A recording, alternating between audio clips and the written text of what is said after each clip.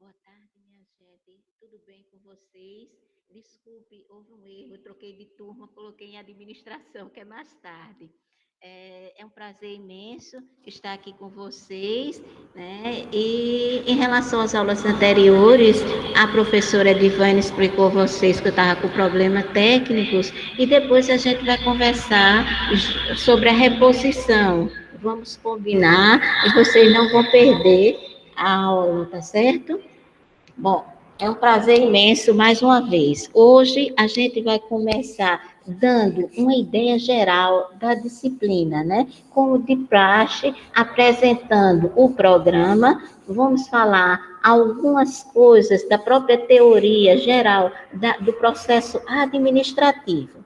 Então, partindo da ementa, diz o seguinte: as determinações sócio-históricas sobre o sofrimento psíquico e a saúde mental e a trajetória do modelo hospitalocêntrico do alienismo à atualidade. Nesse momento, a gente vai falar um pouco, né, sobre a história, né, sobre os aspectos sociais e filosóficos da questão da loucura, né? Como é que ela foi vista desde a antiguidade, né? Passando para quando foi conhecida pelo alienismo até chegarmos, né, ao século, né, 21.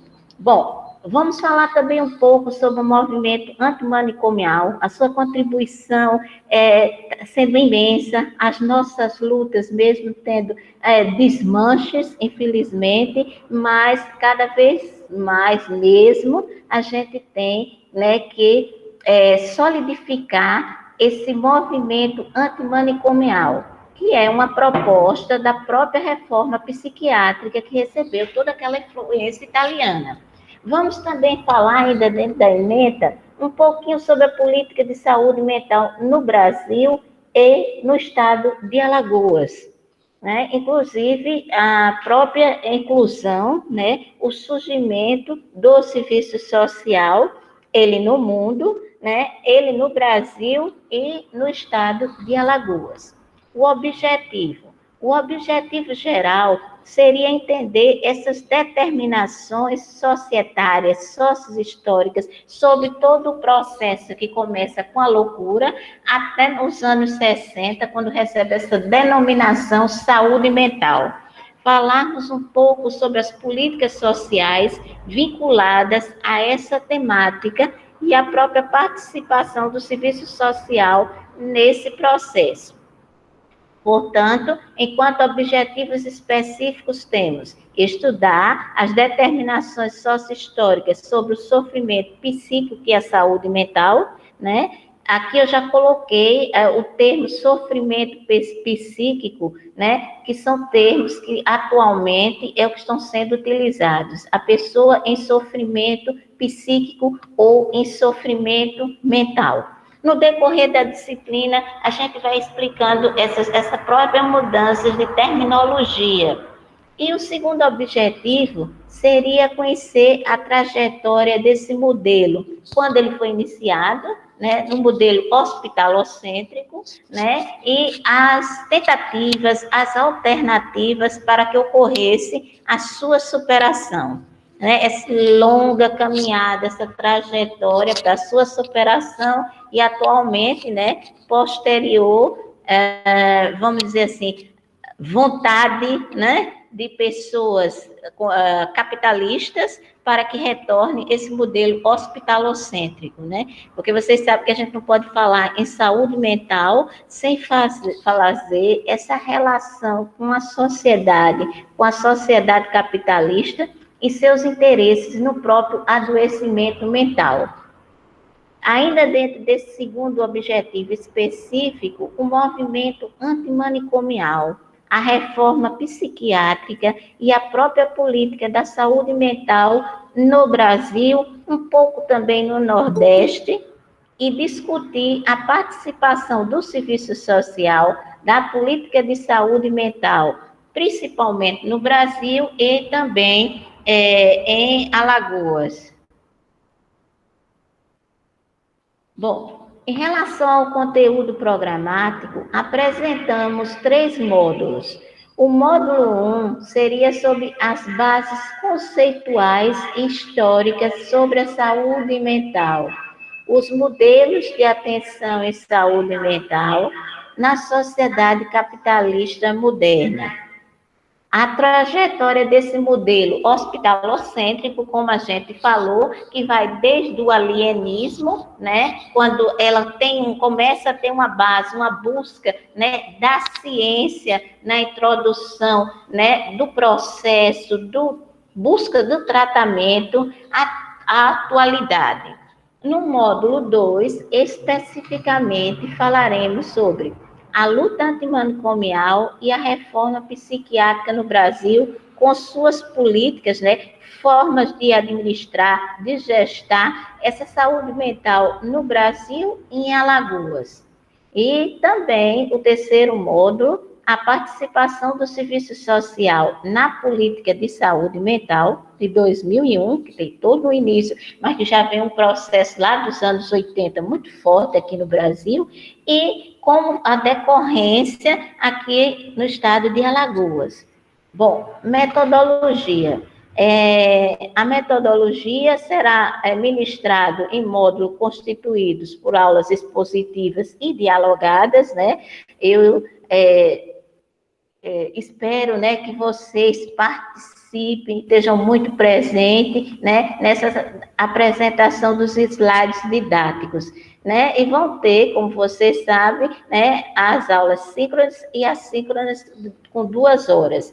E o detalhamento da programação e recursos tecnológicos a gente vai dando no decorrer da disciplina. Posteriormente, eu não vou ler tudo, não. Depois eu vou enviar para vocês. Essa questão da gravação, vocês nem se preocupem, porque não só tem autorização, mas como eu vou gravar as aulas e enviarem para vocês. Bom, aqui eu vou apresentar umas figuras, né, diante do conteúdo, mostrando algumas cenas pertinentes à questão da saúde mental. Essa primeira cena é uma foto, ela é muito conhecida, é uma foto do século XVIII, essa imagem, quando Felipe Pinel, que foi conhecido como o pai da psiquiatria, ele resolve buscar medidas para humanizar o tratamento, o sofrimento daquelas pessoas que estavam esquecidas, abandonadas à própria sorte, né, em locais inapropriados, sem nenhuma assistência médica, inclusive sofrendo repressão, acorrentadas, sem medicação, né? Então, a primeira medida dele, foi por isso que ele foi chamado o pai da psiquiatria, que antes da psiquiatria a gente tem a primeira escola, que é o alienismo, porque ele justamente nessa visita, né, em Paris, diante de todo esse sofrimento, uma das primeiras medidas dele foi decretar que desacorrentassem aquelas pessoas, né, que estavam ali abandonadas e que precisavam de tratamento, de um olhar, de uma atenção e do processo de observação sobre a loucura, certo? Então, a cena muito emblemática, né, na questão da humanização, ele não rompeu, né, em termos estrutural, com a questão ainda manicomial, mas o primeiro ato dele, né, foi um ato muito importante, no sentido de, pelo menos, aquelas pessoas terem melhores condições, né, até de conviver, habitar naquele local, né. Aqui mostra algumas cenas muito chocantes de tratamentos, né, que sempre existiram como uma forma, né, de cura, justamente e principalmente em relação à esquizofrenia, que era aqueles pacientes que não só tinham esquizofrenia ou depressão, que o tratamento utilizado era a aplicação de choques elétricos, e muitas vezes de uma forma sem as mínimas condições, habilidades, né, da época, sem anestesia, onde o paciente, né, sofria muitos problemas, né, biológicos em relação, né, a essa exposição ao choque, que muitas vezes era utilizado não como tratamento, muitas vezes era utilizado como castigo, né? Além dele estar sofrendo, ainda era castigado, né, por esse sofrimento, como se fosse uma coisa que ele pudesse internamente controlar. Então, a gente vai ver ao longo da disciplina as barbaridades que foram cometidas em nome do, entre aspas, né, uma pseudociência realmente. Bom, passamos por diversas reformas, eu só coloquei aqui, já em termos de mundo, essa foi a última, né, reforma, das reformas que a gente vai falar, né, que é a primeira, que foi as comunidades terapêuticas, né, nos anos de 1950, especificamente em 59, na Inglaterra, que já foi uma proposta de uma maior abertura em relação ao tratamento a ser dado a essas pessoas, né, que elas tivessem o contato, né, fora do hospital, né, e eram considerados trabalhos com vivências terapêuticas, né, e outras formas que não fosse só apenas, né, a questão, gente, da hospitalização, né. Teve também como proposta, né, e essas propostas, gente, elas só apareceram, né, nos anos 50, porque no pós-guerra houve uma forte pressão para mudar a forma como essas desumana, como essas pessoas vinham sendo tratadas. Aí tivemos também a psicoterapia institucional, né, que buscava colocar também um sentido, né, um nexo de humanização, trabalhando a questão das relações interpessoais. Novamente, não existiu nenhuma mudança radical em relação ao saber, né, ou a metodologia psiquiátrica como estava sendo aplicada. Temos também a psiquiatria de setor, que ocorreu na França, né? Isso foi uma medida para trabalhar, para aproximar os setores, ficava mais fácil para fazer esse trabalho. Trabalhava também, da mesma forma, a questão, né, das relações interpessoais, né, principalmente entre médicos e pacientes, e de uma forma muito escassa, porque a família ela não tinha participação ainda nesse momento, vamos dizer assim, de uma forma significativa, né? Só posteriormente, já perto dos final dos anos 80 para 90, é que vai haver uma reivindicação, né? Em termos de Brasil e da Europa. Já nos anos 70, a gente consegue perceber alguns setores, né, médicos e da sociedade e até usuários que vão buscar isso. Mas, por enquanto, o tratamento ainda é voltado, gente, até agora, dessas reformas psiquiátricas, apenas a questão do ajuste, de uma harmonia, de uma adaptação dessas relações interpessoais. E vemos também a psiquiatria preventiva nos Estados Unidos, e eles buscavam, né, construir saberes na psiquiatria que pudesse ter uma ação preventiva, evitar que as pessoas adoecessem, tivessem algum tipo de problema, se já poderia ter um trabalho inicial a nível preventivo. Que teve também muita influência de outras teorias, né, que serão estudadas posteriormente. Agora, a antipsiquiatria E a psiquiatria democrática, gente, elas já foram reformas que buscaram justamente romper, né, com esse isolamento, né, com essa preconceito, né, essa negligência que existia em relação, né, como eles chamavam, ao louco, né, a pessoa que perdeu a razão. Pinel chamava aquele alienado, né?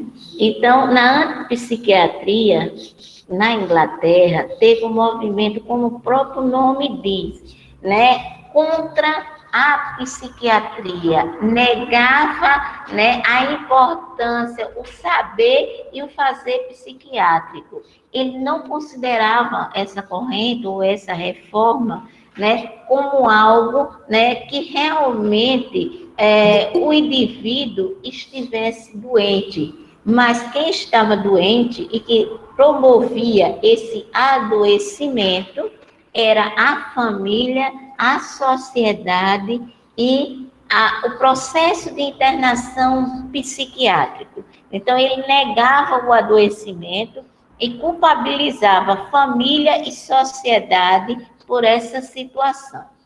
Agora, a psiquiatria democrática, essa que teve, assim, foi significativa.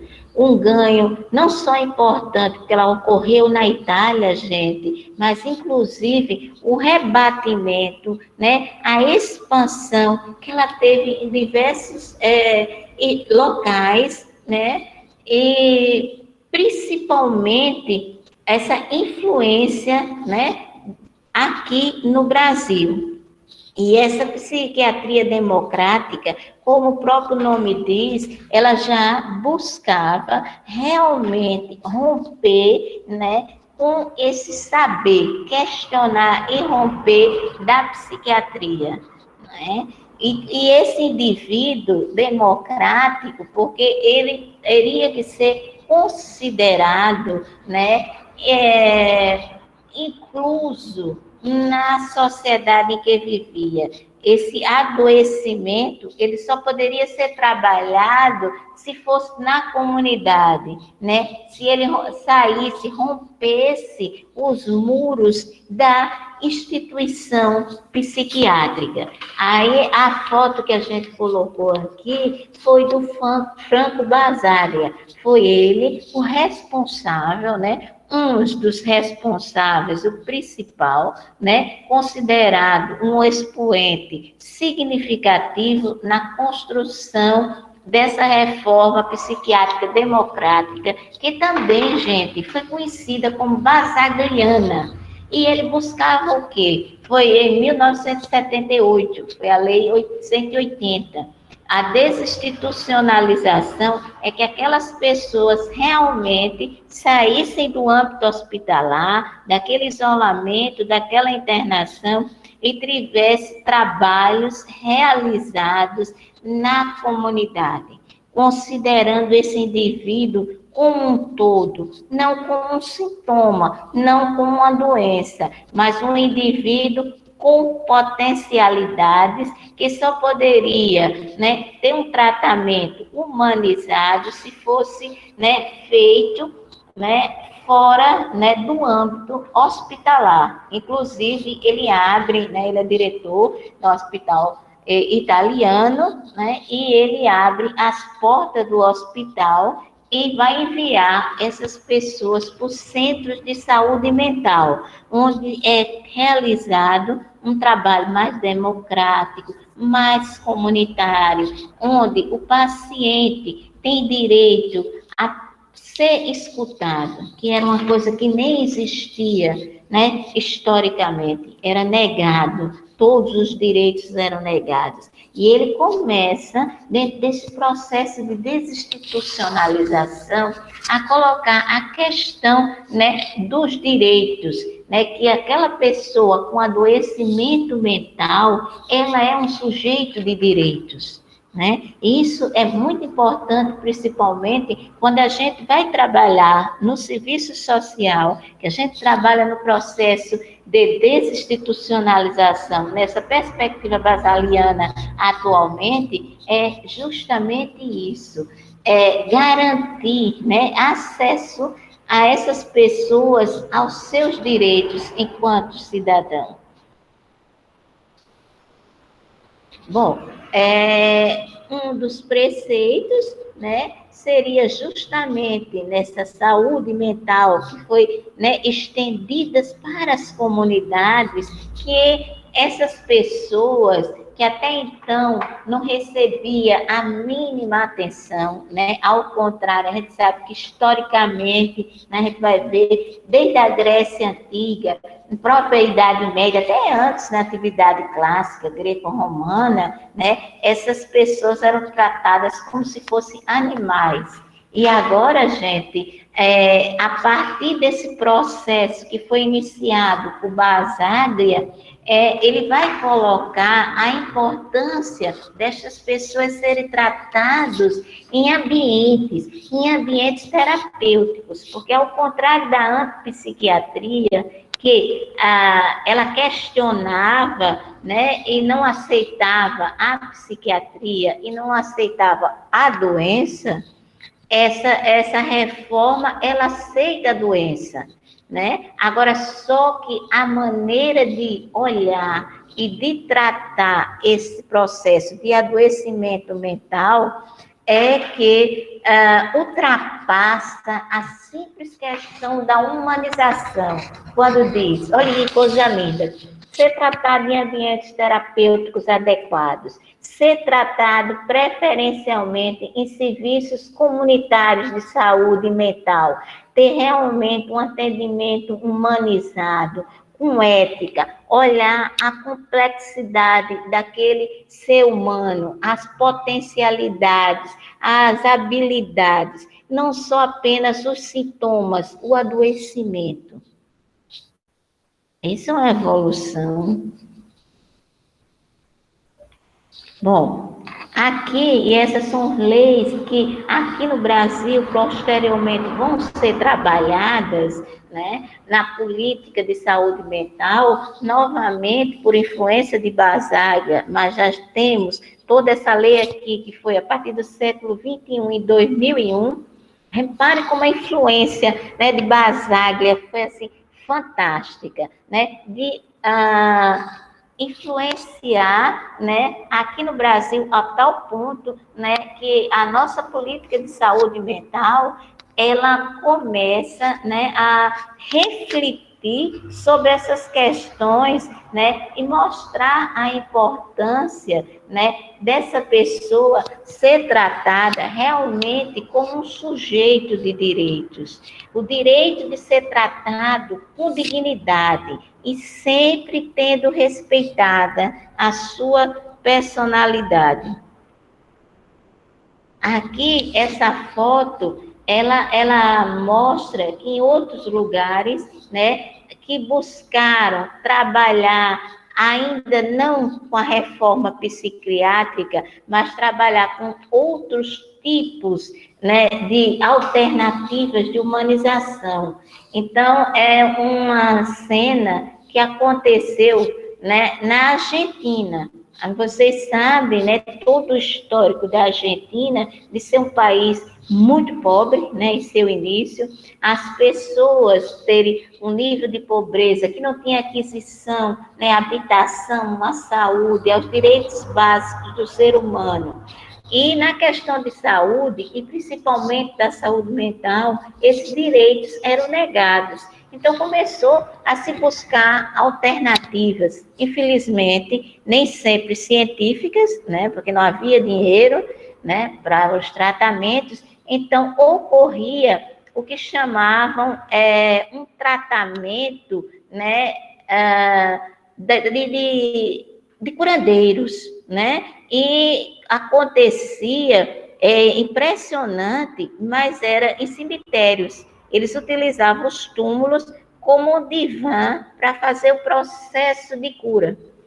Essa situação, ela vai ser modificada quando o psicólogo Alfredo Moffatti, ele leva para a Argentina, né, um trabalho baseado na questão da comunidade. Essas pessoas terem o atendimento, né, psicológico, psiquiátrico dentro de uma comunidade, sem desrespeitar em nenhum momento, né, valores que são veiculados, né, nesse processo, mas já mostrando uma forma diferenciada, alternativa de se trabalhar alguns males da mente, como eles diziam.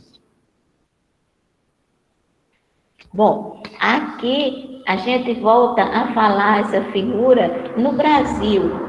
No Brasil, alguns destaques, as figuras, vocês estão vendo que eu só peguei as principais. A gente vai falar um pouquinho de 1940 aqui, do trabalho fantástico de Nice da Silveira, né? Que ela tem uma influência muito grande no processo de humanização, de respeito pelo indivíduo, de valorização. E ela vai trabalhar o quê? Ela vai trabalhar com a arte, ela vai estimular os pacientes, né, a trabalharem, a mostrar as suas potencialidades.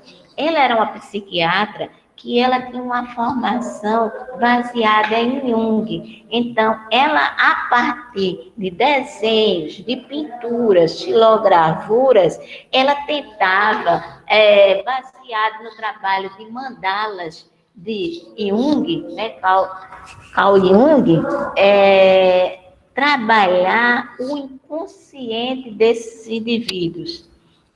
Agora, o importante não foi apenas esse trabalho, que ele teve esse cunho científico, teve essa busca, né, psicológica e psiquiátrica, mas foi justamente, né, essa abertura, essa humanização na forma de tratar, né, cada paciente, né, e valorizar, né? Vocês sabem, a gente vai falar posteriormente, a importância dela, né? E fantástico ainda mais, né, a gente saber, né, que foi uma médica alagoana, né, uma psiquiatra que na época, anos 40, né, dificilmente mulheres alcançavam dentro da ciência, né, tal cargo, e consegue se destacar, gente, de tal maneira que até hoje, né, a gente ainda fala, né, e fala realmente, claro, ela não contribuiu em termos de reformas radicais, mas ela contribuiu na maneira de mostrar como se deve cientificamente olhar o outro, respeitar, valorizar o que o outro tem de melhor, propiciar esse crescimento a partir do interno.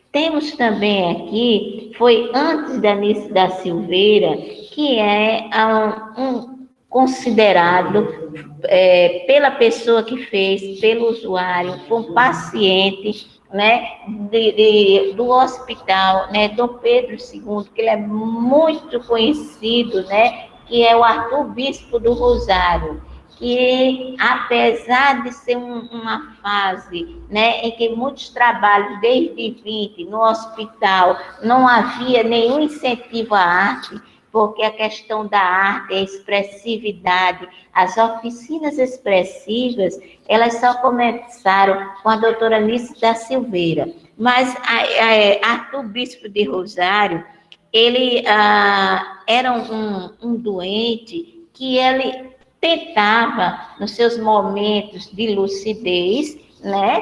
Porque vocês sabem que não tinha remédios, né? Os tratamentos precários, ele extravasar, né? Os seus sentimentos, ansiedades, através da arte. Então, como não tinha nem, muitas vezes, material adequado para eles trabalharem, ele simplesmente desfiava o uniforme dele, e começava a trabalhar de várias maneiras a expressar sua arte. Essa é uma das figuras mais expressivas. E ela tem uma expressividade, gente, porque isso aqui ele denominou de manto da apresentação. O que seria o manto da apresentação? Gente, era uma espécie de uma mortalha sagrada. Ele achava, né, que ele teria que usar, e passou anos enquanto estava internado, preparando no dia a dia, principalmente nos momentos que ele estava em crise, como não tinha remédio, ele pedia para ficar numa cela forte, para não ficar com ninguém, e quando ele se isolava, é que ele realmente dava expressão, vazão aos seus sentimentos. Agora, tinha uma coisa muito engraçada, isso aqui, essa manta, ou essa mortalha sagrada do dia da apresentação do juízo final, onde ele teria que ficar, né, perante Deus, tinha um forte simbolismo religioso, atrás da manta, né, segundo a história, ele anotava o nome de possíveis pessoas que poderiam pegar carona com ele nessa mortalha para alcançar o dia do juízo final. Aí tem uma parte muito engraçada que dizem que ele realmente só colocava as pessoas, entre aspas, que teria direito a esse benefício celestial, era tudo nome de mulheres, e ele escolhia sempre as mulheres mais bonitas. Então tem sempre uma piada, né, por trás disso. Mas assim, tirando a piada, foi um trabalho assim lindíssimo, né? Mostrar que de certa forma ele não estava totalmente desconectado da realidade, né? Porque tinha essa simbologia do sentido religioso, né? Que a gente não vai entrar nessa questão, mas para ele existia e era uma forma de sobrevivência, né? Nos hospícios, né? A situação nos hospícios, gente, não existia nem arte, essa foi uma das poucas exceções, né? Uma outra exceção foi de Lima Barreto, que também foi internado, né, no Hospício Dom Pedro II, tá? No Rio de Janeiro, na Praia Vermelha, em que ele começa, uma maneira também dele sobreviver, ele escrever as suas impressões, as representações e os seus sentimentos.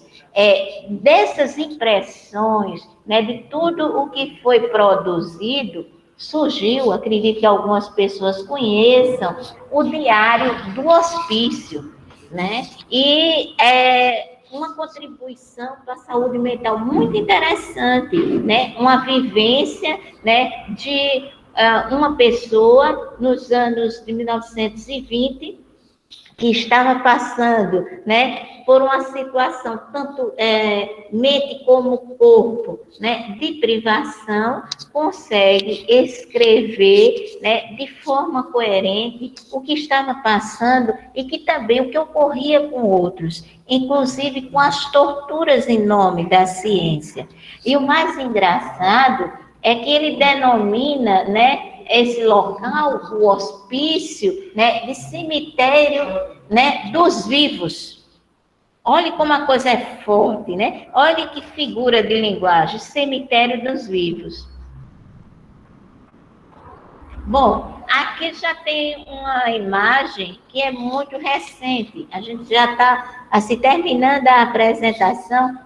Tentamos mostrar um pouquinho, pulando a linha do tempo, porque a gente vai falar isso com calma, a nossa rede de atenção psicossocial, a evolução da saúde mental, como eu disse a vocês, gente, desde a reforma psiquiátrica, né, desde os anos, né, 80, né, ela realmente foi uma conquista da 8ª Conferência de Saúde, foi a partir dela que tivemos a nossa primeira Conferência de Saúde Mental, que começa a trabalhar justamente esse processo de direitos, de serviços de qualidade a ser oferecidos aos nossos usuários. Em 2011, tivemos, né, a construção, né, é longo processo, da nossa rede de atenção psicossocial, ligada, claro, diretamente articulada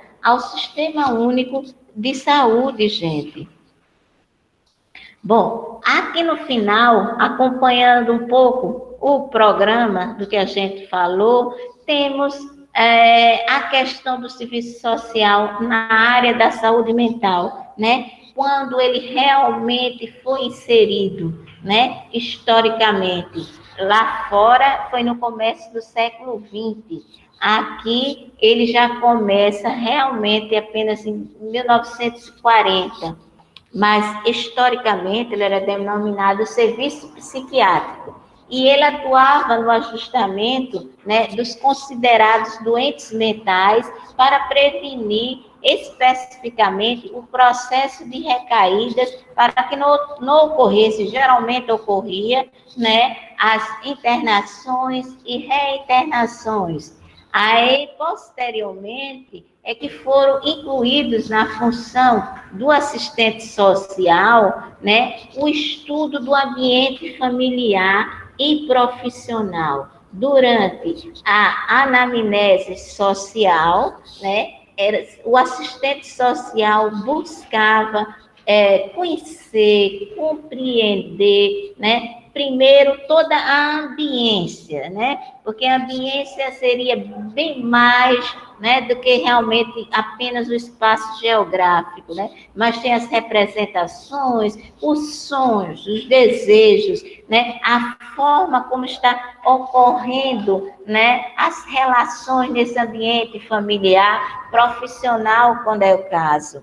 E também o assistente social vai buscar ajudar, né, a trazer, a incluir a família nesse processo.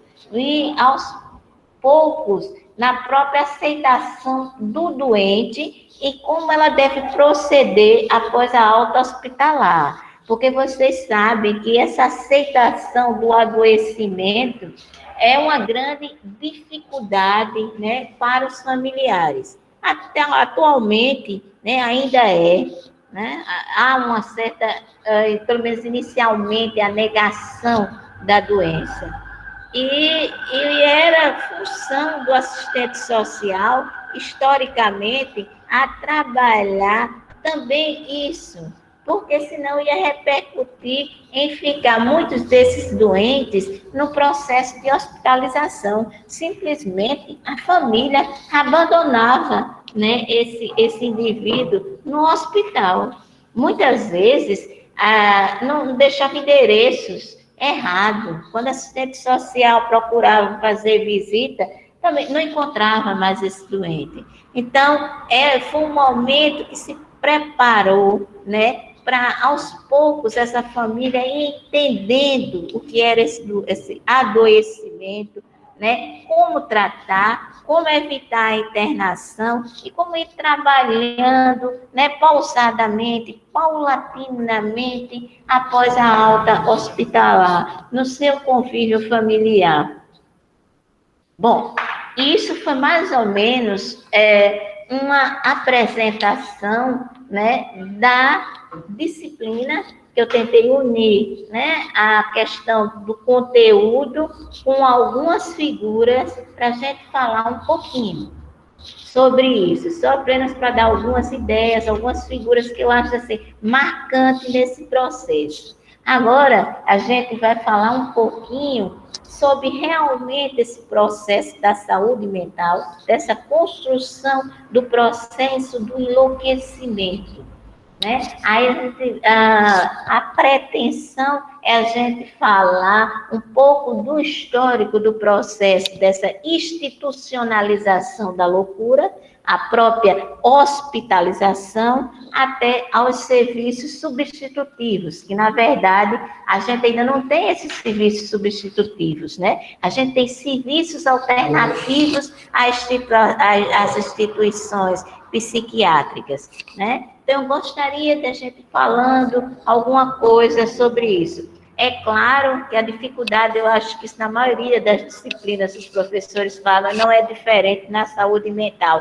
A gente consegue fazer um recorte apenas, né? Porque temos muita coisa, né? Temos, principalmente em termos das políticas de saúde, né? Como a gente conseguiu, né? Principalmente falando em termos profissionais, o nosso avanço no processo que sai da institucionalização para o processo de desinstitucionalização, né? Que é maior do que a própria deshospitalização, porque deshospitalizar é só tirar do hospital e desinstitucionalizar é realmente oferecer as condições necessárias, né, para que essas pessoas sejam aceitas e que possam trabalhar as suas potencialidades, gente.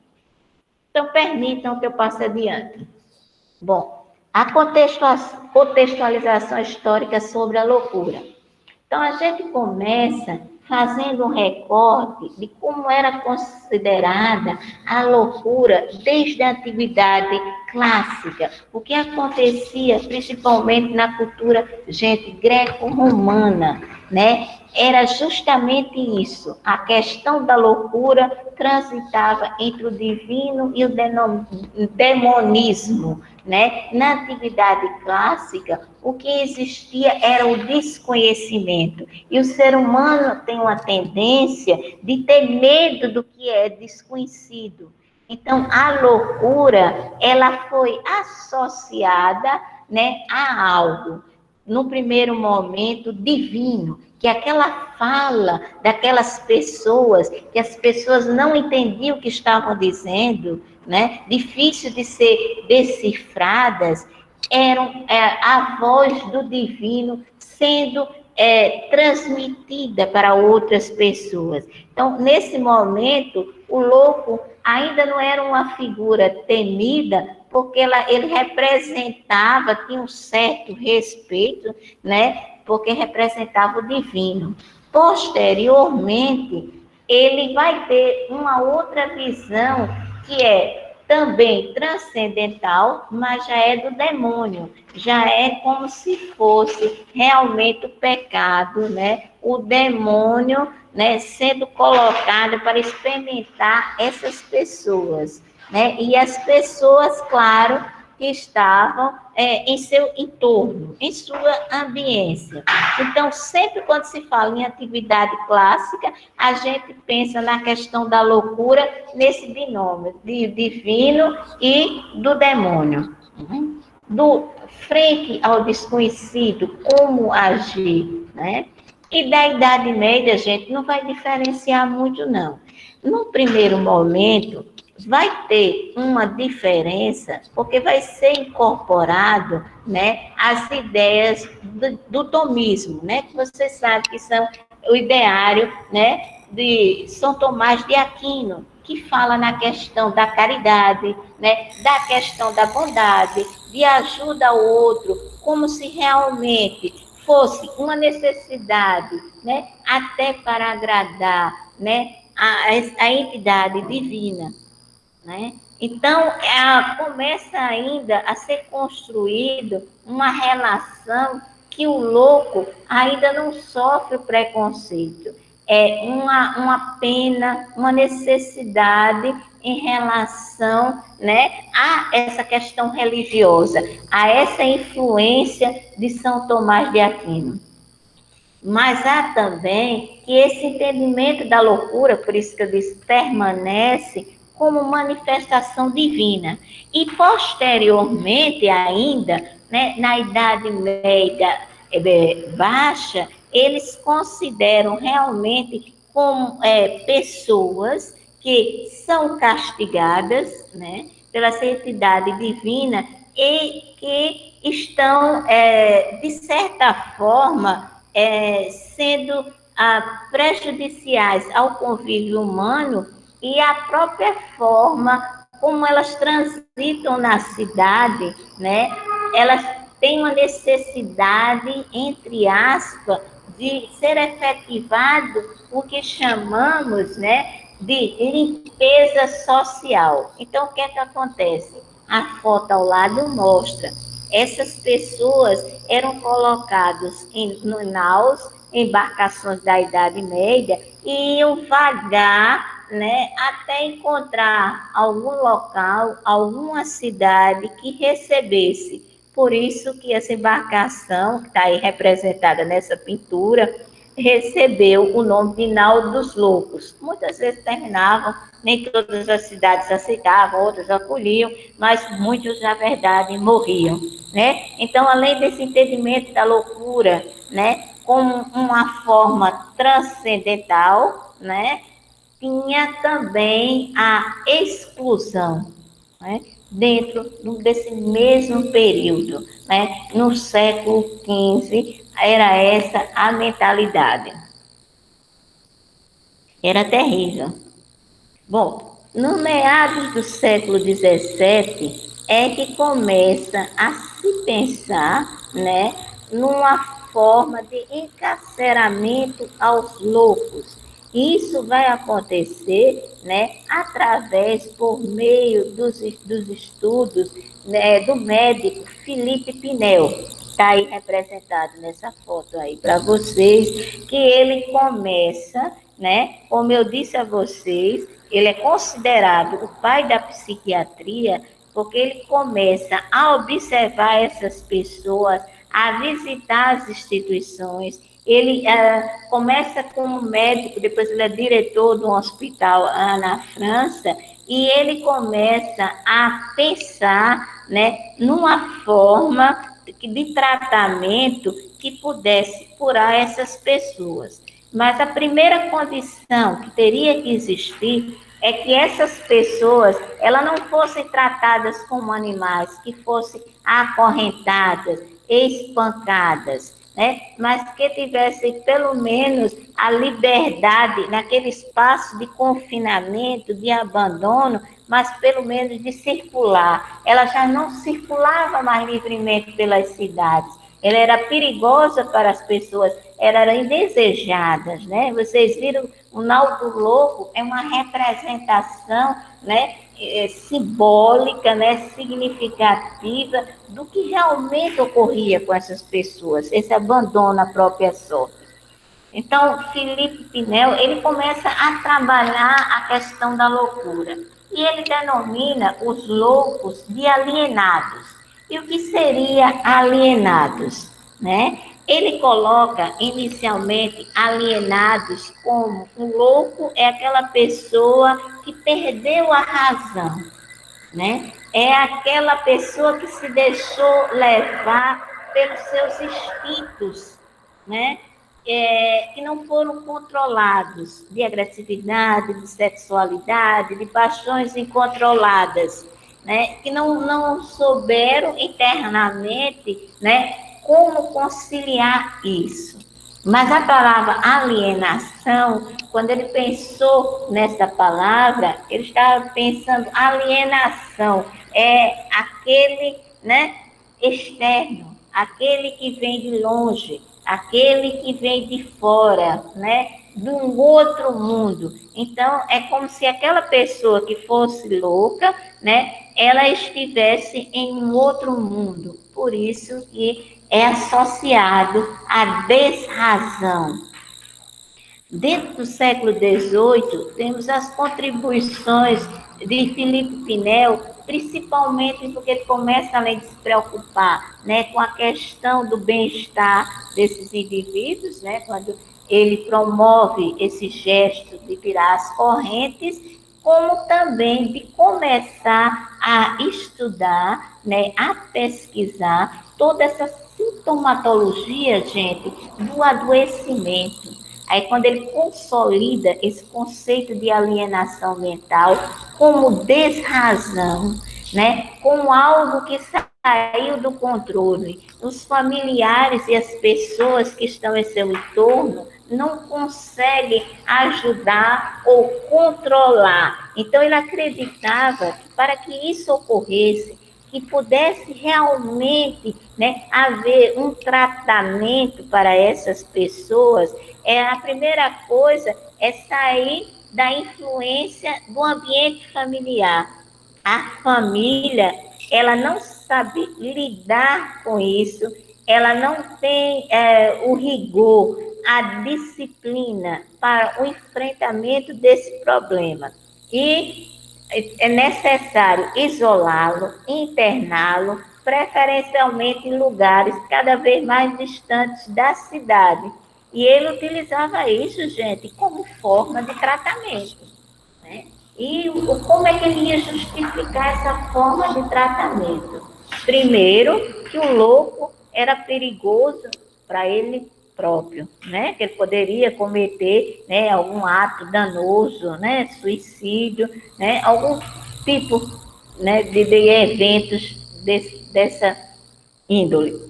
Ou poderia ser também um perigo para os familiares, também influência negativa, né, para irmãos menores e outros familiares, né, e também para a própria segurança da família, e mais ainda, né, que era o mais importante, eles eram uma ameaça à própria sociedade. Era preciso novamente a questão de mantê-los internados. É aí que começa a se pensar no processo da institucionalização da internação. E ele também afirmava que ficava muito mais fácil, à medida que essas pessoas estivessem isoladas, internadas, ele pudesse observar melhor e pudesse classificar, né, os sintomas. Bom, a mesma figura que a gente tinha falado, que como uma referência, foi Felipe Pinel.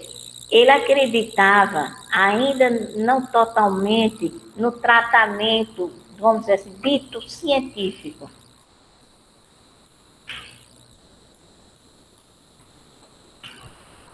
Tá dando para ouvir, gente? Tá sim, só tá chiando um Tá sim, pouquinho, professora. Tá, eu vou tentar ajeitar aqui. Obrigada. Tá um pouquinho, mas dá para entender a senhora ainda. Nada, é? Quando não tiver qualquer coisa, vocês avisem, por gentileza, que eu paro. Certo? Ok. Ok, professor. Tá, obrigada. Então, Felipe Pinel, inicialmente, ele estabelecia o que foi chamado, gente, o tratamento moral. Ou seja, sem nenhum medicamento, sem nenhuma forma de tratamento mais específicos, baseadas em, pelo menos, em preceitos farmacêuticos, nada. Ele acreditava o quê? Se o doente tinha um problema que era a questão da ausência de controle, né, das suas paixões, ele precisava primeiro de disciplina, de rigor, de afastamento da família. Outra coisa, ocupar a mente, né, para evitar esses pensamentos e que esses pensamentos, né, fossem colocados em práticas, aumentando o processo de alienação. Então, uma das coisas que ele achava importante também era o trabalho terapêutico para a reeducação da mente. Então, vocês reparem, né, essa frase reeducação da mente é uma das fases que fica assim, que fica muito evidente quando a gente está fazendo concursos de saúde mental, quando está falando historicamente na saúde mental, a palavra que geralmente é utilizada é reeducação da mente, porque buscava-se, através desse tratamento terapêutico, modificar, né, a personalidade do indivíduo, né, fazer com que ele pudesse, né, dentro do possível, né, ser aceito pela sua família, depois de um certo tempo de internamento, quando estivesse, entre aspas, gente, domado. Então, foi nesse momento, como a gente já falou, que houve a constituição da primeira escola da psiquiatria, que foi o alienismo. Bom, além do alienismo, porque depois do alienismo, ele começou a trazer uma série de problemas e muitas críticas, porque começou também a ocorrer desassistência, não existia realmente um trabalho, né? Embora Pinel tenha tentado fazer uma proposta de trabalhar toda essa sintomatologia, né? Não existia assim trabalhos específicos e não estava dando certo. Continuavam essas pessoas desassistidas. Então, houve a proposta da criação de colônias agrícolas no contexto europeu, como propostas terapêuticas que ele colocava em colônias de alienados. Só que essas colônias agrícolas, que era onde se realizava uma das propostas terapêuticas de Pinel, que era justamente esse trabalho terapêutico, né, como uma forma, né, de tratamento e possível cura, também foi sendo explorado e continuou representando aquela imagem daqueles, vamos dizer assim, tipo de lidar, de comportamento, né, de forma de negligência com essas pessoas.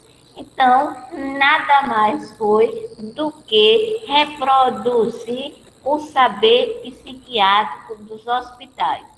Aí se busca também, historicamente, um outro tipo de tratamento. A colônia de alienados, as colônias agrícolas. Então, vamos aproveitar essa questão das colônias agrícolas e, nesse contexto, vamos apresentar uma assistência heterofamiliar.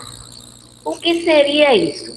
Essa assistência heterofamiliar é justamente que eles colocavam essas pessoas no campo com os camponeses, né, que iriam cuidar deles, né, aceitavam essa incumbência e eles iriam trabalhar também nessas colônias agrícolas e, como estavam afastados da família, essa assistência heterofamiliar passou a ser chamada assistência nutrícia, né? Onde eles iam nutrir, ajudar a acolher essas pessoas para ajudá-los, né, esses camponeses, no trabalho agrícola. Foram experiências, tentativas, mas sempre o quê? Com negação desse indivíduo, né? Ele ter um retorno para a sociedade. Gente, sempre colocando ele cada vez mais distante, né, desse espaço urbano. Era sempre o indesejado.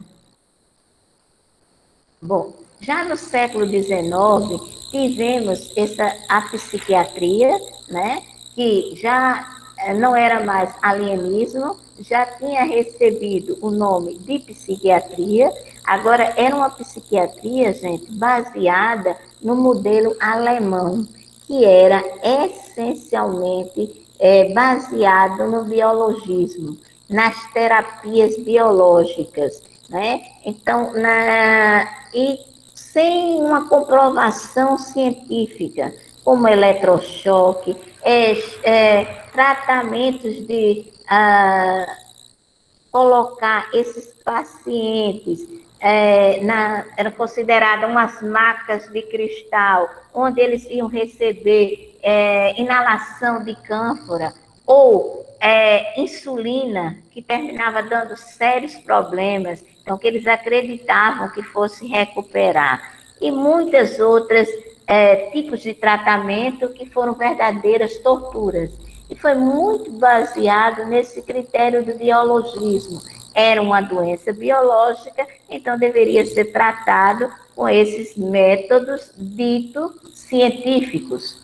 né? Então, houve a sustentação e a entrada no tratamento asilar no manicômio, ou seja, cada vez mais, né, ficou, né, registrado a importância de que essas pessoas, o melhor local para elas, onde elas seriam acolhidos, seriam no manicômio, que já foi um termo utilizado já pelos árabes inicialmente, mas que foi colocado aqui no sentido de acolher essas pessoas que perderam a razão, né, que estão à margem da vida e muitas vezes nem estão conectadas com ela. Bom, agora temos, durante muito tempo, transcorreu, né, uma psiquiatria, um tratamento, né, baseado em experimentos científicos que não tinham nada de científicos, até a Segunda Guerra Mundial. Foi mais ou menos durante a Segunda Guerra Mundial, a partir dos meados de 40, que começou um forte movimento de críticas à forma como essas pessoas eram tratadas.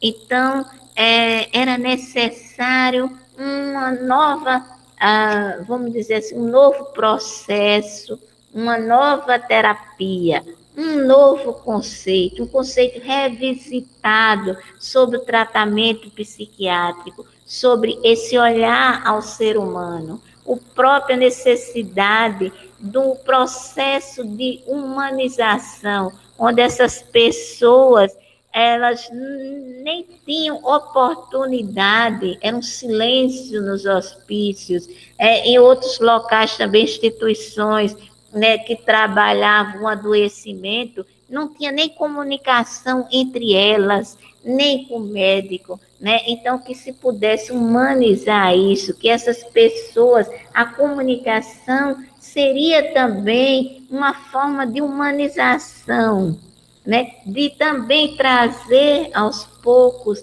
né, através da comunicação, desse entendimento, para essas pessoas, a gente poder avaliar até em que nível estava o problema. Então, para isso, o que tinha ocorrido até agora, essa negação, essa pseudociência, tratamentos de colônias agrícolas, heterofamiliar, né? O próprio biologismo, tão científico da Alemanha, nada disso estava surtindo o efeito necessário, né, para se conduzir, né, o processo de cura dessas pessoas. Ao contrário, né, o que a gente descobre posteriormente é que essas instituições, esses isolamentos, ela cronifica o adoecimento mental. Então, gente, é um momento em que ocorre a necessidade de reformas psiquiátricas, né? Alguns médicos começam a questionar e a buscar mudanças, né, através das reformas psiquiátricas nos anos 50 ainda. Bom, aí foi como falamos, né, naquele outro slide, que a primeira que ocorreu foi as comunidades terapêuticas, né, e essa comunidade terapêutica, ela foi muito importante, porque realmente ela tinha uma proposta de busca, né, dessa inter-relação entre as pessoas, primeiro entre os próprios pacientes, né, entre realmente promover essa comunicação que seria terapêutica. Mais tarde, na psiquiatria democrática, a gente vai dizer que terapêutica é a liberdade, mas nas comunidades terapêuticas a gente ainda está falando da comunicação, de ser bem tratado, num processo de humanização. Ela surge primeiro na Inglaterra, depois ela vai ocorrer nos Estados Unidos, e vai sempre assim, psiquiatras junto com psicólogos, né, buscando formas alternativas de integrar essas pessoas nas comunidades, né, através de muitas das vivências a serem trabalhadas, distribuição, delegação de tarefas para essas pessoas poderem se sentir úteis, né? Mas isso é um processo lento, demorado e não busca rompimento realmente para um tratamento, né? Que barrasse esse processo de institucionalização, de isolamento. A mesma coisa vai acontecer, como a gente falou, na psicoterapia institucional, na de setor, na preventiva. A antipsiquiatria, ela foi importante na Inglaterra como fonte de denúncia. Ela foi, assim, realmente a primeira que não apenas desejava a simples questão, gente, das relações interpessoais, essa manutenção. Era necessário que se critica os tratamentos até então oferecidos pela instituição, esse saber e esse fazer psiquiátrico que desumanizava essas pessoas. E só com a psiquiatria democrática é que realmente vai ocorrer esse processo em que, né, o ser humano vai ser entendido, eles colocam em sua riqueza, que a pessoa com adoecimento mental, ela é rico no sentido da sua complexidade, do que ela tem a oferecer enquanto ser humano. Ela tem que ser tratada, ela tem que ser cuidada, atendida e inserida, né, além desse contexto hospitalar. A psiquiatria democrática, gente, ela está muito de encontro, em consonância mesmo, com o que a gente diz. É um momento de derrubar muros e construir pontes.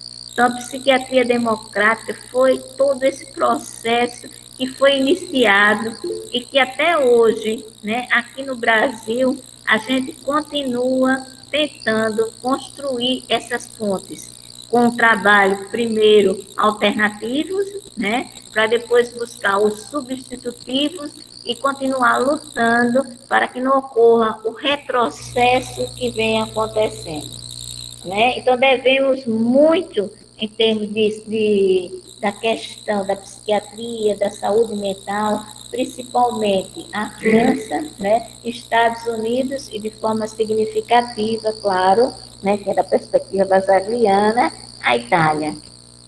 Bom, agora falando... Pois não, filha? Porque a antipsiquiatria é considerada uma reforma psiquiátrica. Olha, ela é uma reforma psiquiátrica porque ela busca romper, filha, com os princípios, né, da psiquiatria, dela predominar, dela conduzir o indivíduo a ter um comportamento, né, robótico, né, estereotipado, ela não considerar o indivíduo, né, em sua totalidade. Ela busca romper com isso. Então, ela é uma reforma, ela não é total, porque ela fica no questionamento, né? E fica também na tentativa de não só fazer esse tratamento, né? Que ela critica, porque tem esse tratamento, mas ela afirma que esse tratamento, ele é feito porque ele tem o aval também da família, que coloca, né, o seu paciente também como um bode expiatório dos seus problemas, como também uma forma de livrar-se daquele, entre aspas, filha, daquele peso, né? Então, ela critica, além da psiquiatria, essa reforma vai criticar a própria família, né, que está condizente, né, com essa proposta psiquiátrica e, na verdade, também a própria sociedade. Então, ela é uma reforma porque ela vai, vamos dizer assim, dar visibilidade, né, à importância de negar isso, de tratar essas pessoas de uma forma digna, né, e realmente com um trabalho terapêutico, filha. Alguma coisa mais, filha? Não, professora. Quando vocês quiserem, tá? Interrompa que a gente responde. No maior prazer. Acho ótimo. Em 1959, as comunidades terapêuticas, elas foram instaladas, como eu disse a vocês, primeiro na Inglaterra, né? Depois de algum tempo, foi nos Estados Unidos. E realmente, dentro do período dos anos 50, ela foi considerada, né, algo que foi um avanço, porque ela tinha realmente como objetivo não era tirar a clientela do hospital, mas fazer com que aquela clientela, no próprio contexto do hospital, né, pudesse ter, vamos dizer assim, atividades externas. Alguns médicos trabalhavam em, vamos dizer, anexos a hospitais com aqueles pacientes, faziam assim dias diferentes de lazer, embora não saísse da estrutura, do muro dessa instituição, mas pelo menos os pacientes não ficavam ansiosos, né? Muitas vezes pelo próprio processo de adoecimento, aquela agitação que eles ficavam sempre andando e sem ter essa comunicação. E é justamente essa primeira reforma psiquiátrica que vai promover a importância disso, dessa melhoria nessas relações interpessoais, né? Nessa busca ainda de um processo de reabilitação, né? Reabilitação tirado mesmo do termo da medicina, né? Que é de habilitar a pessoa, colocar algo, né? Para suprir. É um tratamento que vai buscar, no caso, preencher as lacunas necessárias para o tratamento, né? E que hoje, por isso que eu botei ao lado, a gente chama a reinserção da clientela, né, hospitalar nessa comunidade, né? E embora a gente diz reinserção, né, para substituir reabilitação, para não ficar com o termo médico, mas até reinserção, se a gente for falar, não é nem um termo ainda, vamos dizer assim, que deveria ser dito, porque, na verdade, muitos não tiveram nem vamos dizer, a oportunidade de estar inserido na comunidade, né? Imagine reinserido, né? Mas foi o processo, vamos dizer, inicial da importância, né, de se revisitar esses conceitos, né, e colocar o paciente, vamos dizer assim, em contato com o externo. Então, e uma das importâncias, né, é que o tratamento ele dava vamos dizer assim, uma importância, né, uma valorização, né, como ele pensava em comunicação, ele pensava em grupo. Então, começou a ser feito trabalhos centrados na vivência grupal, trabalhos em que se levava, gente, esses pacientes a eles interagir, a essas relações interpessoais entre eles, elas serem aperfeiçoadas, né? Eles saírem mais do mundo dele, é o que a gente chama da saída do eu, né, para o encontro do tu e do outro, né? Por enquanto, eles ainda estavam centrados neles, porque não tinham tido a oportunidade de um tratamento. E esses tratamentos, que ficam entre 59 e 60, eles já começam a trabalhar com grupos. E temos agora a psicoterapia institucional. A psicoterapia institucional, como o próprio nome diz, ela ocorre novamente no âmbito da instituição. Ela não busca em nenhum momento romper, né, com os paradigmas psiquiátricos conservadores, não, gente. Ela ocorreu na França, mas o que ela falava era apenas e novamente na questão de melhoria do tratamento, né, para essas pessoas. Ela colocava como objetivo a importância de restaurar o aspecto terapêutico do hospital psiquiátrico para atender melhor a essas pessoas, em que as instituições funcionassem, né, canais de comunicação também com a família, porque historicamente o que a gente vai observar é que essa família, ela simplesmente, ela só participava do ato, né, inicial de internar essa pessoa, né, fazer a anamnese, depois deixava o seu paciente lá e ficava a critério, quem tinha esse poder total era a psiquiatria, né, era o poder. Então, a família achava realmente, né, tinha tido toda aquela ideologia do médico, do psiquiatra com poder de cura, e ela não era valorizada. E essas reformas, elas, paulatinamente, elas também vão buscar isso. Então, à medida que restaurasse o aspecto terapêutico do hospital psiquiátrico, a própria ambiência desse paciente, também a família pudesse participar. Mas a participação ainda é mínima, gente. Bom, a psiquiatria de setor. A psiquiatria de setor, gente, foi uma reforma que ocorreu na França.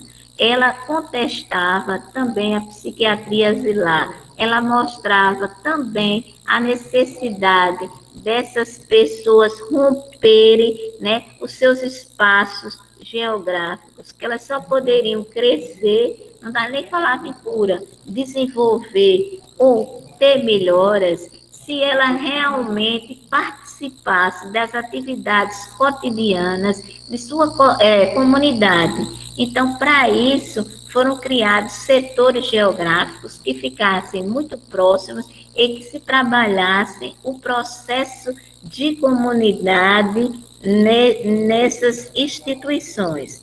Dessa forma, eles achavam que não só poderia assegurar o tratamento, mas prevenir, porque a cura estava sendo, vamos dizer assim, colocada uma grande ênfase na questão de que todas as pessoas, né, o homem realmente é um animal social, né? Então, baseado nesse sentido, a necessidade, né, filosófica, mas que dentro também da saúde mental há essa interação de que todos precisam estar interagindo, né? Mesmo que de formas negativas, com seus confrontos, né, que vão sendo trabalhados, mas é importante a interação, a comunicação dessas pessoas. E mais ainda, entre essas reformas, é essa melhoria das interrelações, ou das relações humanas.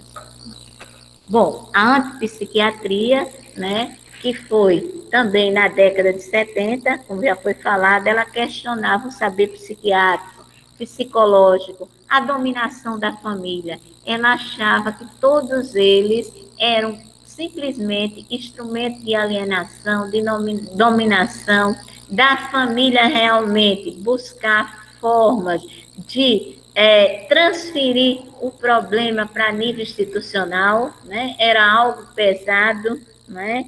Então, a lógica da dominação, ela criticava que essas pessoas não eram bem-vindas, né? Elas não eram produtivas, né? Porque a gente sabe que desde a Revolução Industrial, né, com o sistema capitalista, o que é que ocorre? A importância das pessoas serem produtivas, né? Ocorre o que a gente chama o quê? A queda do primário do ser, né? Realmente, as pessoas valem ou pelo que tem, ou que ele produz. E o louco, dentro dessa lógica dominante, que vai acontecer justamente no século XVIII, ele não é um ser produtivo. Então, ele é um ser que está à margem da sociedade, está atrapalhando o desenvolvimento. Então, a antipsiquiatria, ela, enquanto reforma, ela dava a visibilidade e criticava, gente, toda essa lógica de dominação capitalista. Ela combatia o processo de internação, porque ela mostrava que era importante uma mudança, onde a pessoa que tinha o adoecimento mental, ela teria que ser livre, né, para poder tomar suas decisões, agora apoiada, né, num trabalho, né, de suporte, porque para eles a doença, como eu disse a vocês, ela negava, ela não existia. Ela era a questão, vamos dizer assim, da loucura, ela era para a antipsiquiatria social, tá? Eu vou só fazer um parênteses. Me permitam, a loucura, ela tem 3 concepções, já que a gente falou na social. A primeira, a loucura, ela é considerada realmente como uma questão, né, hereditária, né, uma questão biológica, né, que o indivíduo realmente tem esses problemas psíquicos relacionados à questão do sistema nervoso, né, neurológico. Tem uma segunda, né, pensamento que diz que a loucura ela é uma comando de psiquiatria, né, como ser mais específica, ela é uma questão social. Esse enlouquecimento, né, é uma forma de controle de ideologia dominante realizada, né, pelo sistema capitalismo, né, que libera, né, o poder, né, liberou o poder à escola psiquiatra para tratar uma questão que era considerada até então política, né? E temos também uma terceira definição, né, que diz que a loucura ela é a junção, né, dos problemas realmente hereditários, ou seja, existe o adoecimento mental, né, enquanto biologicamente falando, e também é consequência, com certeza, de fatores, né, psicossociais, sociais. Bom, tem essas 3 definições. Eu, pessoalmente, eu gosto muito de trabalhar com a segunda perspectiva. Existe, né, que é a basagliana, a gente não pode negar esse adoecimento mental, mas também tem que ser considerado, né, a pressão, né, social, problemas também psicológicos e a questão também da ideologia dominante. A gente sabe, por exemplo, aqui no Brasil, só para a gente sair um pouquinho, mas aqui no Brasil, a questão da loucura durante a ditadura, ela foi utilizada como ideologia dominante. Aquelas pessoas que não concordavam com as ideias, né, dos ditadores, né, do governo militar, muitas vezes elas eram enclausuradas, né, internadas, simplesmente porque discordavam do ideário político, né? Então, ela está dentro dessa constituição social. Então, temos essas 3 concepções. Isso aí, vamos dizer assim, tem vertentes, subvertentes, e a gente sabe que tem muita gente que ainda trabalha numa linha do biologismo, né, que tem que ser curada realmente, né, com apenas tratamento, né, biológico, o biologismo, né? Mas hoje, se a gente fosse basear, né, que a gente vai falar agora, né, nos preceitos do Franco Basaglia, não, a gente sabe que existe o adoecimento, mas a gente sabe que isso pode ser trabalhado, né, inclusive através, cada vez mais, de um processo adequado de reinserção social desse indivíduo. Ô, professora, Pois não, eu queria fazer alguns comentários. Pois não. Um dia desses, eu estava escutando um podcast com o professor Paulo Amarante, sim. Aí no mês da luta antimanicomial, né? Sim. Aí ele disse que, apesar do Franco Basaglia ele ter uma inspiração, o Reforma Psiquiátrica Brasileira tem uma inspiração muito grande na Constituição Italiana, né? Sim. Mas que o Franco Basaglia, ele depois, ele vai se tornar, até pelos próprios pesquisadores da saúde mental, como ele vai se tornar uma pessoa maldita, porque o Franco Basaglia ele é muito radical, né? Ele realmente vai à raiz dos problemas e como ele coloca que não há possibilidade de humanização dessas instituições totais, né? E como também não há possibilidade que essas instituições totais, como é o manicômio, as prisões, elas são sustentáculos do modo de produção capitalista. E como no processo histórico brasileiro, muitos pesquisadores foram deixando o Franco Basaglia de lado, essa crítica dele.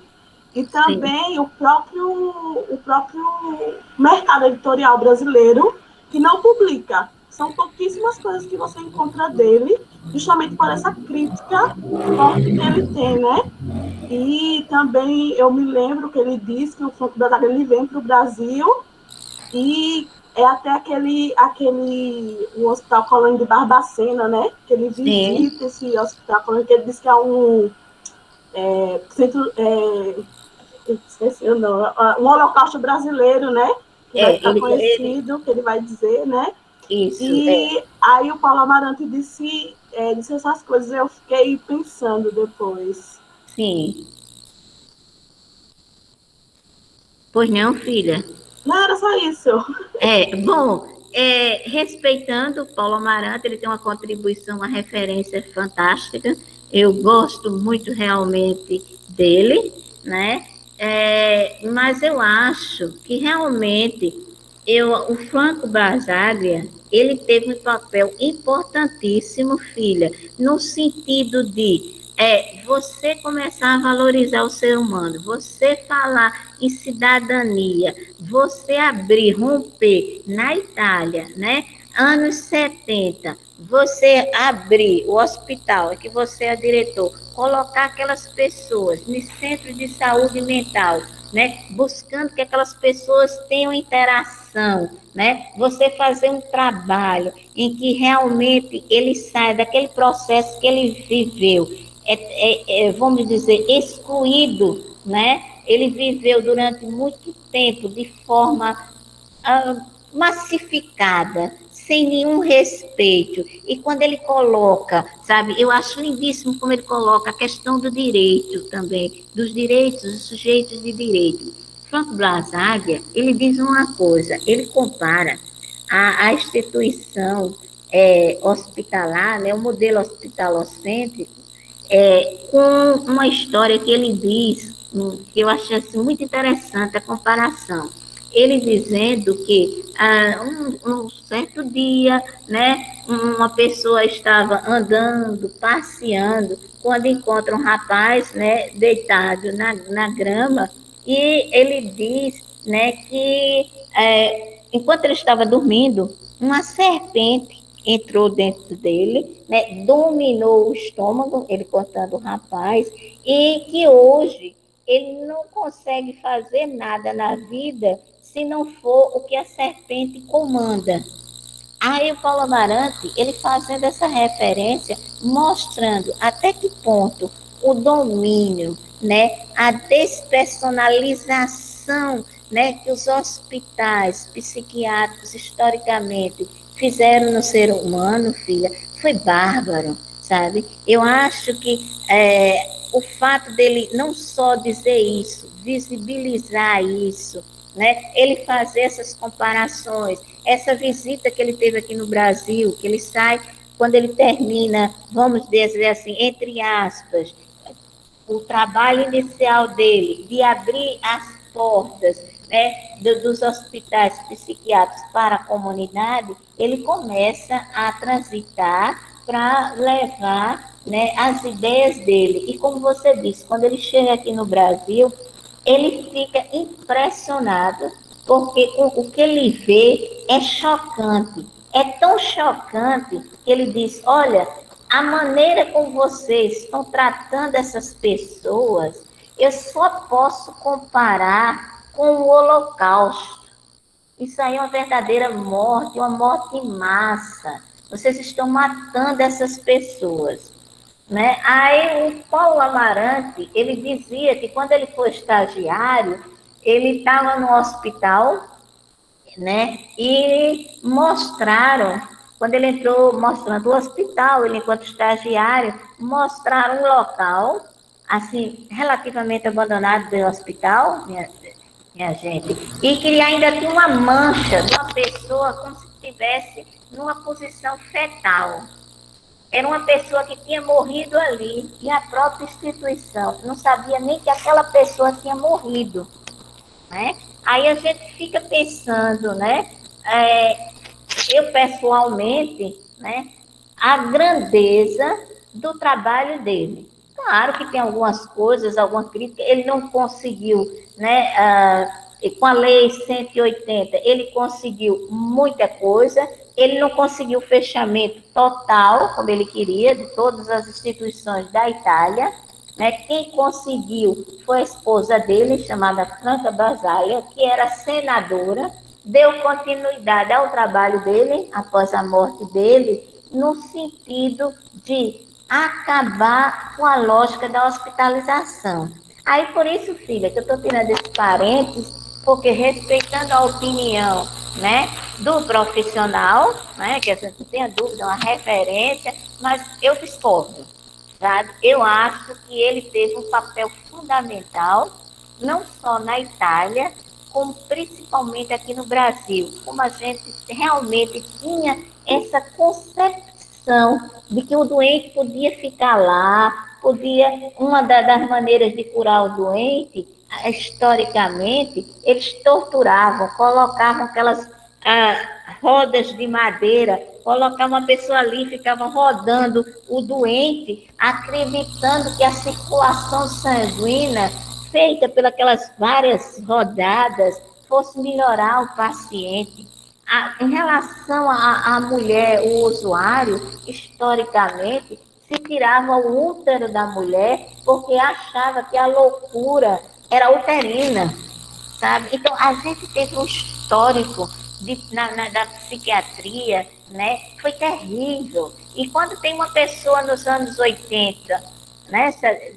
70, final de 70 para 80, que diz que essas pessoas não podem ser tratadas dessa forma, mas tem que ser tratada de forma humanizada e tem que ser inserida cada vez mais na sociedade.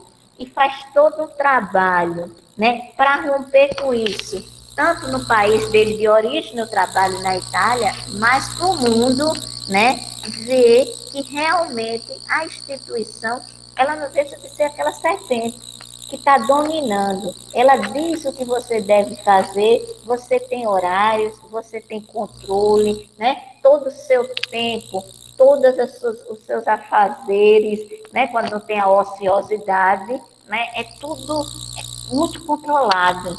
O indivíduo, ele perde, né?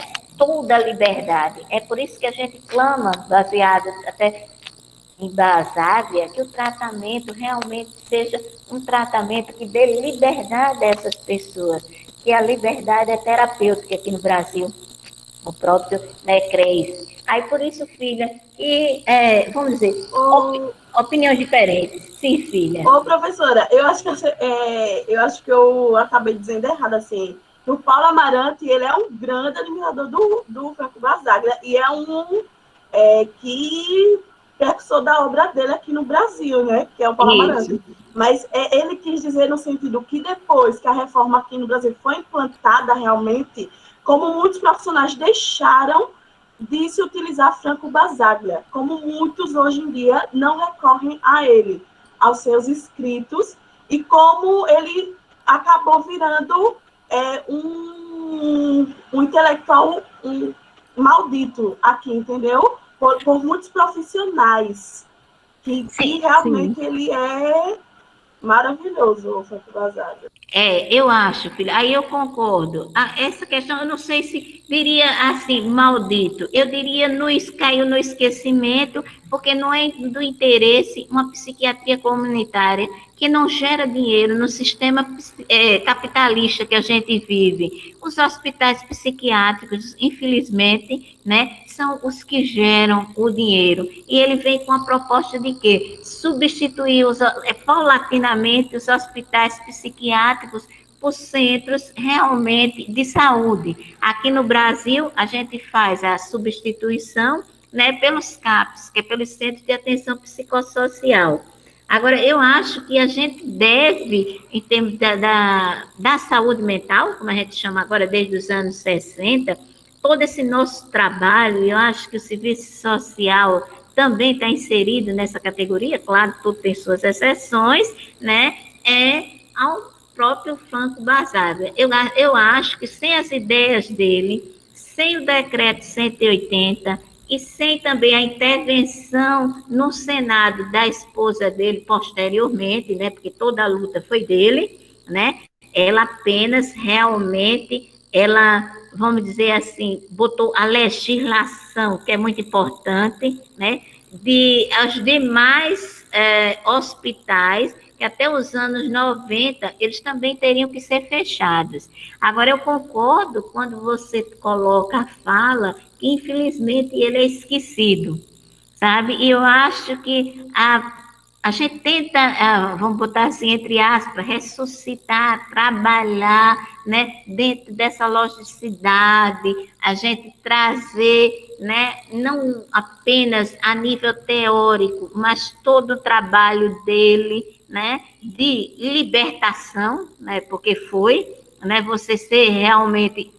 reconhecer isso, né? Agora, se ele, assim, é esquecido ou é considerado, assim, maldito, eu afirmo que é devido a questões ideológicas de outras pessoas, justamente, né, em consonância com o nosso sistema capitalista. Aquela velha história da lógica da dominação, filha, da ideologia realmente dominante e, infelizmente, da maximização do lucro, né? Então, você no hospital, você recebia, né, X, né, pelo número de pessoas, né, e você no trabalho de comunidade, você já não tem mais aquilo. A Sociedade Brasileira de Psiquiatria, entre aspas, aqui ficou arrepiada com esse processo. Quando se começou a trabalhar aqui no Brasil, nos anos 80, a se afirmar que era importante que, paulatinamente, esses hospitais, eles fossem sendo substituídos por outros rearranjos comunitários, né, que foram a criação primeiro dos NAPs, depois dos CAPs, né? Agora eu concordo, infelizmente, ele precisa ser mais lido, ele precisa ser mais debatido, e, claro, o confronto de ideias, para a gente até ter um entendimento maior. Agora, eu gostei do que você fez, você trouxe, inclusive, né, quando você refez, porque eu me espantei, porque o Paulo Amarante, inclusive, ele sempre, nos livros, a perspectiva muito dele é basaliana. Sim, realmente, né? Eu acho que eu fiz me entender errado mesmo, mas é realmente isso, quer dizer, que é maldito no sentido de não recorrerem mais a ele, não recorrerem mais, porque a prática dele, né, de teoria e prática, está toda articulada. Aí, quer dizer, nesse sentido de maldito.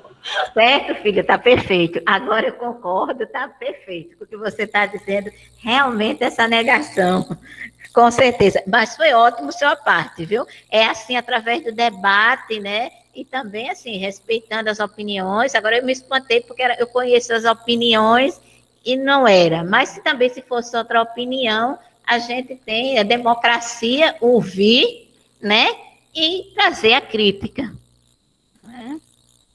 A própria FAO, a gente, em termos dos grupos de pesquisa, não só em serviço social, mas em medicina e nos outros grupos, né, tanto de extensão, né, como de pesquisa, a gente trabalha muito na linha basagliana, né, a gente já fez até também com o pessoal de medicina e tudo, e a gente quer resgatar isso, porque é realmente a importância, né, de uma saúde mental antimanicomial. Né? Então, essa, assim, é a nossa meta. Alguma coisa mais que você queira dizer ou alguém queira complementar, fiquem à vontade. A aula é de vocês. Então, posso ir adiante? Vamos lá. Bom, aí estamos ainda no Franco Basaglia. entrando na psiquiatria democrática da Itália, né, que ele vai o quê? Vai promover, como a gente já disse aqui, esse rompimento realmente, não só com o saber psiquiátrico, mas com o fazer, com a questão da forma como o hospital, né, está gerindo, está administrando a forma de trabalhar, né, os seus recursos humanos, como é trabalhado também o processo, né, com os pacientes, ou melhor, como não é trabalhado a desassistência. Então, ele busca realmente, né, e ele consegue a aprovação da Lei 180, de 13 de maio de 78, né, com justamente a busca e a consolidação da desinstitucionalização. Esse princípio, para mim, é muito caro, sabe? Porque eu trabalho realmente dentro dessa questão da desinstitucionalização. Eu acho, também concordo, né, com o Franco Basaglia, que o hospital, né, ele vai cronificar. Porque uma pessoa, um doente mental, quando ele sai do surto, quando ele recebe a medicação, por isso que eu disse a vocês que eu considerava a terceira, né, corrente do que era o adoecimento mental, quando ele recebe a questão da medicação, um bom trabalho de suporte, de reinserção psicossocial, né, ele vai realmente, né, retornando, saindo da crise, né, e sendo trabalhado para depois o quê? Ele ser reinserido ou inserido nessa sociedade. Por isso que a gente me fala e faz muita diferença. Deshospitalizar só é insuficiente. É necessário que toda uma sociedade, né, esteja comprometida com esse processo desse paciente na comunidade, né, acreditando realmente ele como um ser, né, um sujeito de direitos. Ele, como dizia Franco Basaglia, um cidadão, né, que não pode ficar. Quanto mais você encerra uma pessoa, tira ela, vamos dizer, dos contatos vitais da própria ambiência, você está simplesmente promovendo o adoecimento dessa pessoa. Ela vai realmente perdendo totalmente contato com a realidade. Pessoas que ficam fora, numa situação totalmente diferente, que, vamos dizer assim, não está vivendo as experiências do mundo aqui fora, né? Que são tantas, que são tão ricas, né? Que é o que realmente as boas experiências promovem a saúde mental. Se você priva um indivíduo desse, ele isolado, muitas vezes em condições, né, desumanas, não digo às vezes nem necessariamente como era antigamente, né, de castigos de repressão, mas num espaço confinado, né, uma comunicação insuficiente, é realmente a tendência da gente simplesmente estar contribuindo para que seja perpetuado esse processo. E a partir do momento que a gente prepara, né, quando ele prepara, e agora não estou nem falando da predominância da psiquiatria, mas de uma equipe, né, interprofissional que trabalha um processo de reabilitação social adequada para esse indivíduo, que ele possa ampliar, ou até quando não existe, ele possa ser treinado nas suas atividades de vida diária, ele seja respeitado, que como todo mundo, não é só a pessoa que tem adoecimento mental, tem suas limitações, mas que a gente trabalhe as potencialidades, os pontos fortes deles, né, e estimule os pontos fracos, né, numa equipe multiprofissional, né, e mostre, principalmente, que é o que não existe ainda, né, eu acho que isso é uma parte até para o serviço social, ainda existe a negação dessa pessoa, o preconceito ainda está enraizado, o medo, né, é muitas vezes uma política de faz de conta, trabalho, muitas vezes uma inclusão que não é total, né? É muitas vezes limitada. E a gente é que tem que ampliar esse leque. A gente é que tem que realmente, vamos dizer, incorporar no bom sentido esses preceitos da psiquiatria, né, democrática, da importância desse cidadão. Tá? Mas não como uma pessoa doente. E a gente só vê a doença, né? Você está fazendo uma exclusão. É como se você é doente, você é diferente, né? Aí começa aquele sistema de curatela, né? Que existiu, né? Ou então realmente de medo, que é perigoso. Mas que esse indivíduo comece a conviver normalmente com as pessoas, esteja habilitados a isso, em diversas áreas, numa equipe multiprofissional fazendo esse trabalho, e principalmente aí o social, trabalhando politicamente essa questão do acessar direitos. E quando a gente for falar no Brasil, eu vou falar de uma coisa séria que está ocorrendo, que vem realmente fazendo com que a gente retroceda na área da saúde mental. A gente tem conquistas lindíssimas, né, de toda a experiência europeia, especificamente da Itália, e a gente não pode pensar em nenhum momento e permitir esse retrocesso, nem na Europa, nos Estados Unidos, e muito menos aqui no Brasil, que a gente tem um trabalho que está dando, gente, frutos, que são os trabalhos de comunidade. Mas vamos falar posteriormente, eu estou me adiantando. Pronto, aí terminamos a primeira parte, toda a trajetória, né? Bem, claro, resumida, né? Depois vocês dão uma olhadinha, leiam alguma coisa sobre essas questões, tá? Que é muito interessante, né? Desde Pinel até realmente o Franco Basaglia, né? Que vem mostrando como ocorreu isso. Aqui estão as referências. E eu estou, assim, à disposição de vocês para perguntas, questionamentos, contribuição, o que vocês desejarem. Ô, professora, eu só queria colocar mais uma coisa. Sim. Como a senhora falou, né? Como a gente lida com o sofrimento psíquico. Aí a Anne Franco Basaglia, que eu me lembro que ele disse como é preciso colocar a doença entre parênteses. E que a gente precisa olhar esse ser humano na sua complexidade e nas suas potencialidades. Aí eu me lembro muito de uma poeta, que foi até a professora Sueli, que apresentou a gente, que é a Estela do Patrocínio.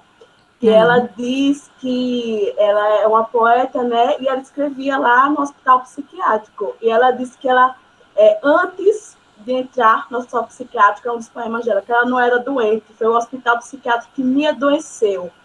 Aí é bem forte assim, os poemas dela, e ela é assim, uma desses artistas que a gente pode tomar para a gente para pensar, né, a luta antimanicomial.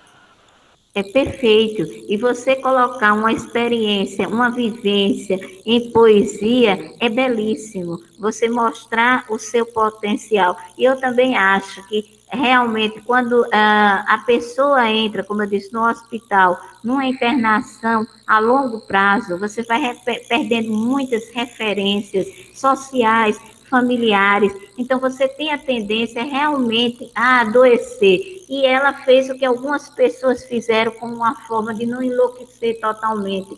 O lado saudável dela produziu arte. Então, a gente tem muito essa vivência histórica quando a arte faz com que você, né, comece não a só superar, né, esse problema, mas é uma forma de como você sobreviver a isso e, como no caso que você falou, ainda mostrar, né, de uma forma ainda conseguir poética, né, os problemas, a sua vivência, o que foi o interior institucional, né? Então, eu acho isso maravilhoso, né? Tem muitas, assim, exemplos disso, né, tanto da arte geral, né, literária, da poesia, temos coisas belíssimas, né, hoje. E hoje a saúde mental, né, é uma coisa que, ultimamente, ela não tinha essa importância. Atualmente, né, esses últimos 10 anos, é que está ocorrendo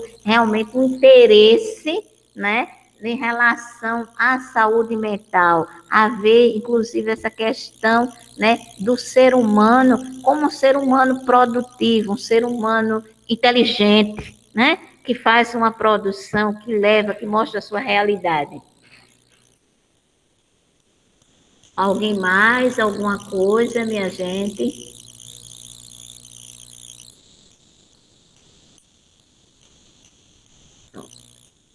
Certo.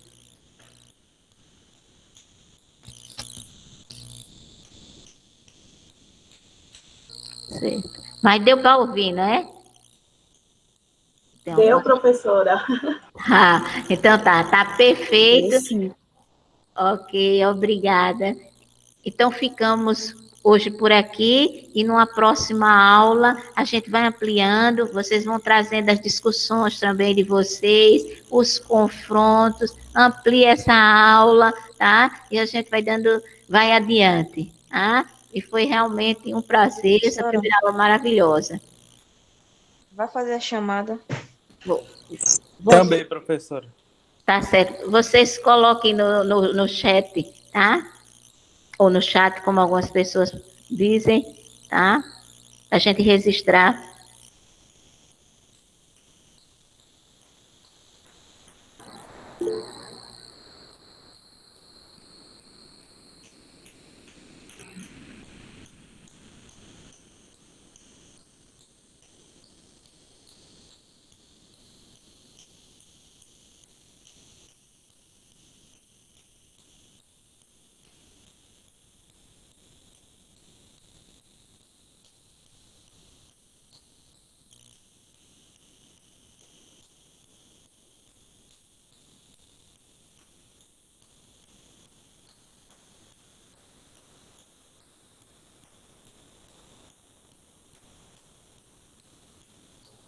Pode sair, né, professora?